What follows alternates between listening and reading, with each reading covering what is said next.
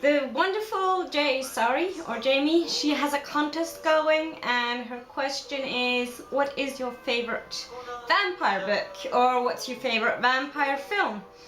And of course, me loving books, I have to go with the book question.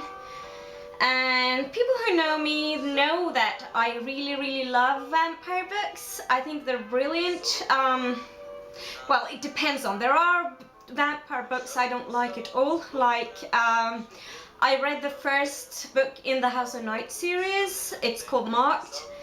And I thought it was horrible, to be honest. I read it in Norwegian translation, but I don't think the English original book would be a lot better because it was so much with the story I didn't like. But I'm not going to talk about my least favorite vampire book. I'm going to talk about my favorite book. And there's quite a lot to choose for, but I thought that I had to go with one book that is a classic and that I really love, and it is Dracula. Dracula is kind of a collection of letters and diary outtakes or papers from a diary of a guy called Hake. And I'm going to read from the back of the book. This is a library book. I used to have a copy myself, but being a book crosser, I actually passed that on as a book crossing book, so I don't have it anymore. That doesn't really bother me because I know that it's a very easy book to get the hold of.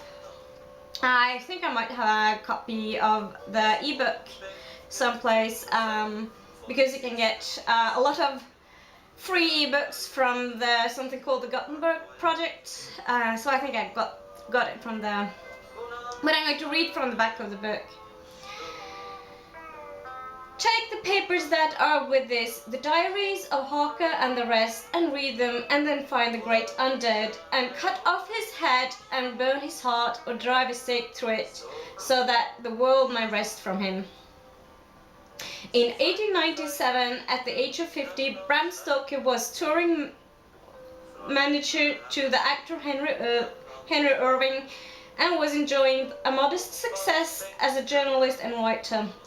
Publication in that year of Dracula was to bring him international and lasting fame. The Dracula mythology has inspired a vast subculture to the story has never been better told than by Stoker. He succeeds entirely in his aim to terrify. His myth is powerful because it allows evil to remain mysterious. Virtuous action has no more impact than Jonathan Harker's show. The high virtue of Lucy can simply be drained away, and as her blood is drained away, until she too joins the vampire brood. Van Helsing's high thinking and scientific skill cannot resist the dreadful potency of the undead. Only the old magic, a crucifix, garlic, a wooden stake, can provide effective weapons against the cunt's appalling power. And that's basically about Dracula. I think the story is so well known, I don't really have to go into it. And I don't know how much you know about the myth about Dracula, but it's kind of based on a person who actually has lived. Vlad III, Prince of Wallachia. I'm not sure how to pronounce that. He lived from 1431 to 1476, and he was more known as Vlad the Impaler, or Vlad Tepes or Vlad Tepes in Romania, or simply as Dracula.